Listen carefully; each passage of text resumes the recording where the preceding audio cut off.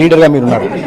ఇద్దరు సభ ఏదైతే శాసనసభ్యులు పరస్పరం పెద్ద ఎత్తున విమర్శలు చేసుకుంటున్నారు, బూతులు కూడా తిట్టుకున్న పరిస్థితి. ఇట్లా ఏం చెప్తారు? బూతుల పారాయణం ఎవరు మొదలు పెట్టారు?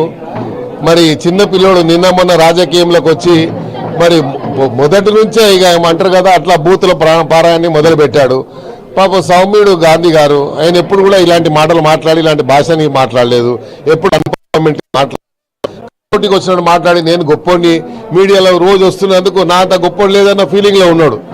మరి మీడియా వాళ్ళు అందరూ హాస్పిటల్ వచ్చి చూసే పరిస్థితి తెచ్చుకోవద్దు. హరీష్ రావుతో మాట్లాడే ప్రయత్నం చేస్తా ఉన్నారు సీనియర్ నాయకులు. ఏం చెప్తారు? హరీష్ రావుతో మాట్లాడే ప్రయత్నం చేస్తారు. ఈ ఎపిసోడ్ ఇక్కడ హరీష్ రావు గారితో మాట్లాడి ఇది కరెక్ట్ జరుగుతలేదు, మీరు మాట్లాడండి, ఇది కరెక్ట్ పద్ధతి కాదు, ఈ పద్ధతి ఎక్కడ కూడా ఫుల్ స్టాప్ పెట్టండి. మీరు లేదు వాళ్ళ ఇంటికి మేము వస్తాం, మీ ఇంటికి మీరు పోండి అని చెప్పి ఇలాంటి మరి దౌర్జన్యమైనటువంటి మాటలు మాట్లాడితే ఏం బాగుంటుందో లేదో అది మీరు ఆలోచించుకోవాలి.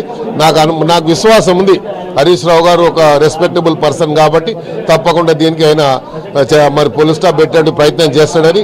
లేదు అని చెప్పి ఆంబో తింటే లేదు మాకంటే మేము కట్టేస్తాం.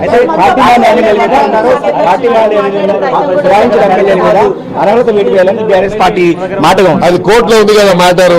కోర్టులో ఉన్న మ్యాటర్ వీళ్ళు ఎట్లా మాట్లాడతారు? సబ్ జ్యుడిషియల్ అయితే అన్న విషయాన్ని కూడా గ్రహించలేకపోతే ఏం చేయాలి?